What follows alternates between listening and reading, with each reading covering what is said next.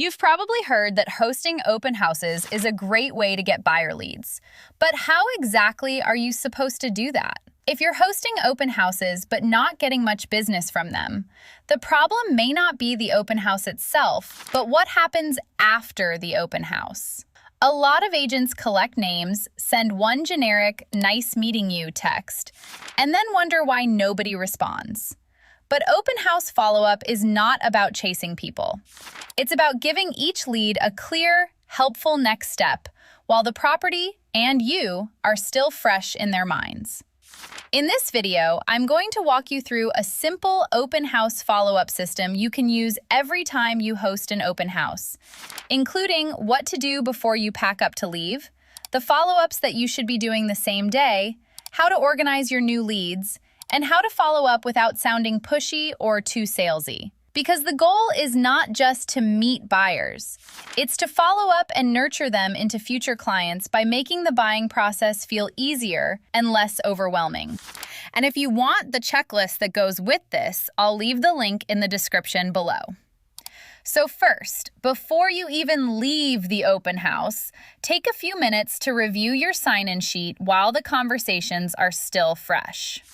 This is where a lot of agents miss the opportunity.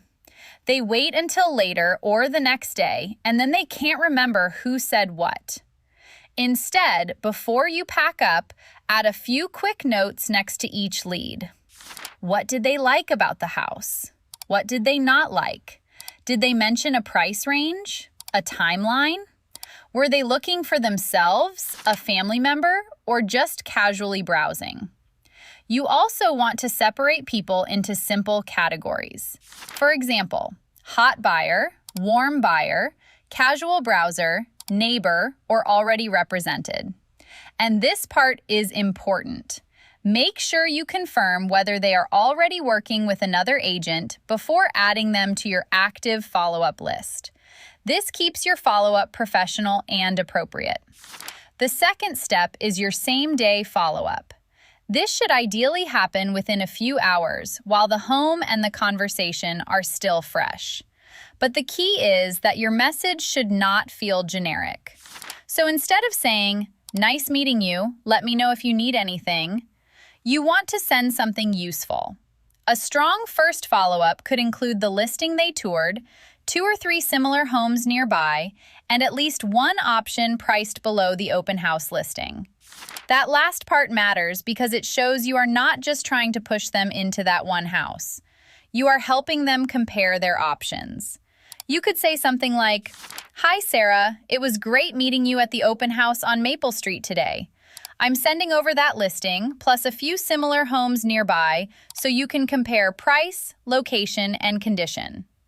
Would it be helpful if I sent a quick overview of the buying process too?" That feels helpful. It gives them context. And it ends with one simple question, which makes it much easier for them to respond. The third step is to give them a clear next step. A lot of buyers who walk into open houses are still figuring things out. They may not know if they should get pre-approved first or what closing costs are. They may not even know what they can truly afford. So this is where you can position yourself as a valuable resource. You can send a simple buyer guide that explains what to do next, how the buying timeline works, how to prepare financially, and what to avoid while getting ready to buy, like opening new credit cards, making large purchases, changing jobs, or moving money around without lender guidance. The fourth step is to follow up with a plan. Most open house visitors are not going to become clients from one text message, so you need a simple plan for nurturing those leads in the coming weeks and months. The same day, send the listing, similar homes, and a buyer guide. And then the next day, ask what they thought after comparing the options.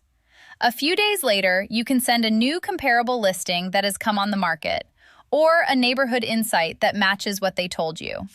After about a week, offer a quick buyer consultation or lender introduction.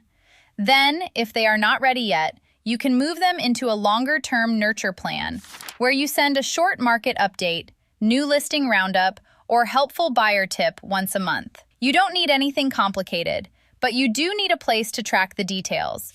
And this is where your CRM comes in. Add the lead source, the open house address, their price range, location, timeline, must-haves, deal breakers, and next follow-up task. You can even automate some of your follow-up routine so that the leads are being nurtured even when you're not working. Open houses can absolutely lead to business, but not if your follow-up stops after one generic text. The real opportunity is in becoming the person who makes the buying process feel easier, more clear, and less overwhelming. If you want my open house lead follow-up checklist, I'll leave the link in the description below. You can use it after every open house so you know exactly what to send, when to send it, and how to keep track of your leads.